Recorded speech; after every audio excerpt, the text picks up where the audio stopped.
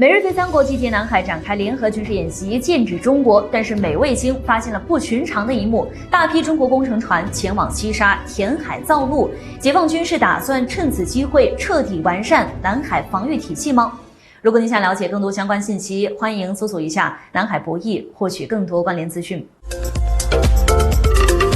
欢迎来到亚太世界。最近这段时间，亚太地区的整体局势并不平静。在新加坡举行的第20届香格里拉对话会上中美两国防长隔空交锋是引发了外界的高度关注。美防长奥斯汀指责中国在台海以及南海等地区展开不专业的危险行动，给地区的和平稳定带来了巨大的风险。而李尚福防长呢，也毫不客气地反驳说道，一些域外国家在南海以航行自由之名行航行霸权之实，想把南海搅乱，以从中牟利，需要我们高度警惕，坚决抵制。虽然这里没有直接点名美国，但是外界呢基本上都清楚，中方说的就是美国。毕竟放眼全球，也只有美国有这个精力在南海煽风点火搞事情。眼看在香格里拉对话会上继续打嘴仗，可能会自取其辱，所以呢，美国也转变了方向，直接出动海警执法船，联合日本、菲律宾在南海展开海上演习。在本次演习当中，美国海岸警卫队和日本海上保安厅分别派遣一艘4000吨和9000吨的大吨位的海上执法船参加，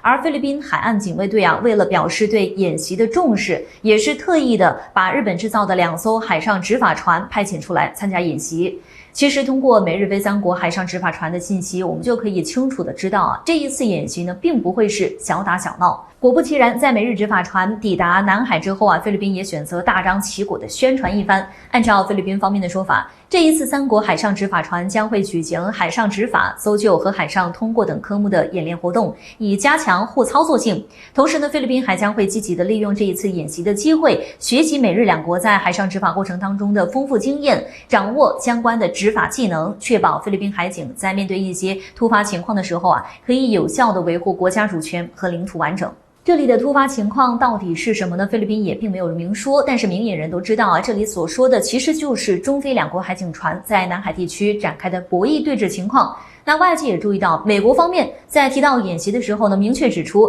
三国联合演练的目标就是为了有效的遏制中国不断扩大的威胁态势，需要联合起来对抗中国海警以及海上民兵在南海的军事行动。而本次演习的区域距离中国黄岩岛直线距离呢只有200公里不到，因此呢，本次演习的目的就是要在南海地区对中国进行全方位的遏制和打压。只是这一次是准军事力量的海警，那么下一次说不定就是三国海上作战力量形成全面介入南海的势头。那大家认为，在这一次演习展开以后，菲律宾算是彻底倒向了美国吗？还是说菲律宾已经决定像澳大利亚那样成为美国在亚太地区的反华急先锋？在亚南看来马克思政府大概率呢是会选择向美国靠拢，而造成这一情况出现呢，主要是有2大因素。第一个因素，南海问题。虽然非总统马克思在年初访华的时候曾强调南海问题应该由中菲两国解决，不会给美国介入的机会，但是马克思呢又认为，如果想在南海问题上获得更大的利益和优势地位，